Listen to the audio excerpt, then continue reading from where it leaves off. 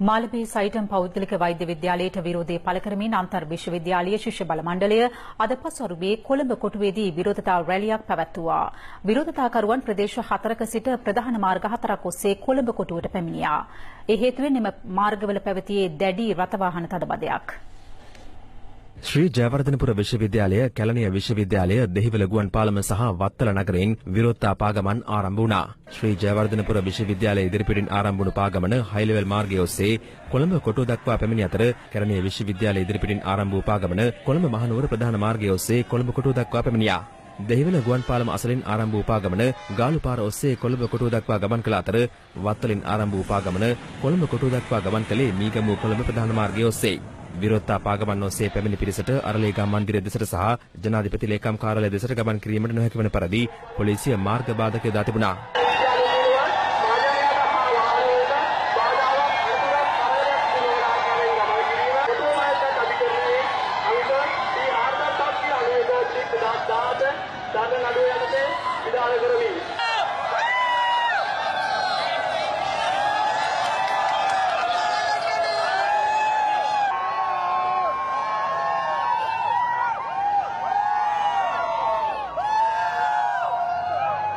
හයි level මාර්ගය ඔස්සේ සහ ගාලු පාර ඔස්සේ පැමිණි විරෝධතාකරුවන් ලේක් හවුස් වටරම දෙසින් කොළඹ කොටුවට ළඟා වූ අතර මහනුවර සහ මීගමුව මාර්ගය ඔස්සේ පැමිණි පිරිස ටෙක්නිකල් මන්සන්දිය දෙසින් කොළඹ කොටුවට ළඟා වුණා.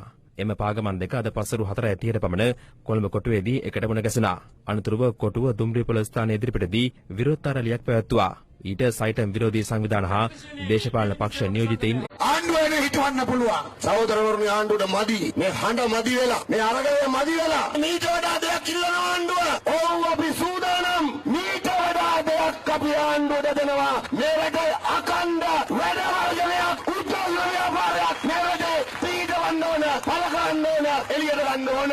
ඒ නිසා අපි සියලු දෙනා එකතු වෙලා සටන ගෙනියන්න අප පළමුව සයිටම් අවශ්‍ය කරනු. අපි එදා මේ සරන් පාට ගන්න වෙලාවෙම කිව්වා මාළඹේ සයිටම් මරෝපාධිකට අවශ්‍ය කිරීමේ අරගලය කියන්නේ අර මාළඹේ තියෙන බිල්ඩින් ටික වහලා දාලා ඒක ශිෂ්‍යෝ ගෙදර යන අරගලයක් නෙවෙයි කියලා. අපි දන්නවා අරගලේ පුළුල් වෙන්න ආණ්ඩුවට රිදෙනවා.